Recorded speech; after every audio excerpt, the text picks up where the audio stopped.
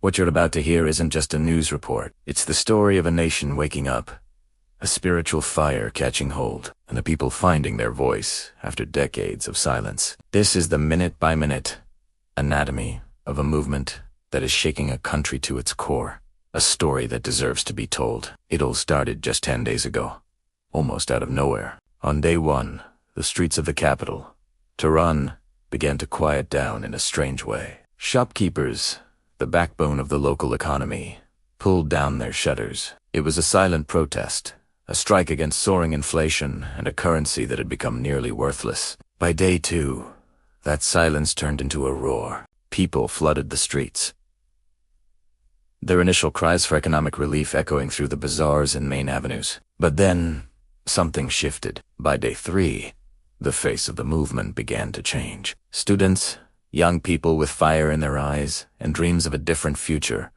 poured out of universities to join the protests. The slogans they chanted were no longer just about bread and money. They became bolder, sharper, aimed directly at the political establishment. By day four, the movement had its first martyrs. The news of protesters being killed sent a shockwave of grief and fury across the country. But instead of extinguishing the flame, it only fueled it. What began in the capital could no longer be contained. On days 5 and 6, the protests exploded nationwide. We saw images from cities that were once considered untouchable strongholds of the regime, even deeply religious centers and industrial heartlands, places usually loyal to the government, saw their streets filled with dissent. Every funeral for a fallen protester became a new rally point. Grief transformed into collective strength, as thousands gathered to mourn and then march, turning processions of sorrow into parades of defiance. The government, clearly rattled, began to fight back.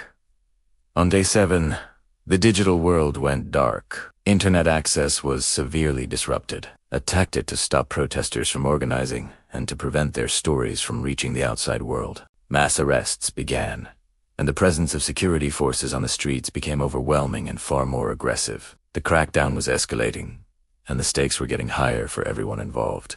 Over the weekend, on days 8 and 9, the situation grew even more dire. The protests didn't just continue, they intensified. Reports, though hard to verify with the internet blackouts, began to surface of security forces using live ammunition on unarmed civilians. The alleged death toll climbed from a few to dozens. In a chilling, televised statement, the head of the judiciary promised zero tolerance, signaling that the state was prepared to use any means necessary to crush the uprising. And that brings us to today, day 10. Despite the threats, the arrests, and the violence, the spirit of the movement is unbroken. Clashes are still ongoing in major cities. We hear of thousands being detained, their fates unknown. Yet, the people are still on the streets. This is no longer just a protest over the economy. It has evolved into a deeply spiritual uprising, a nationwide demand for dignity, freedom, and a new beginning. What we are witnessing is history in the making. It's a testament to the human spirit's unbreakable will to be free. The world is watching, and it's crucial that we continue to bear witness to their courage. Thank you for listening. Please follow for more updates as this story continues to unfold. Like, subscribe, and leave a comment. Check out our other videos.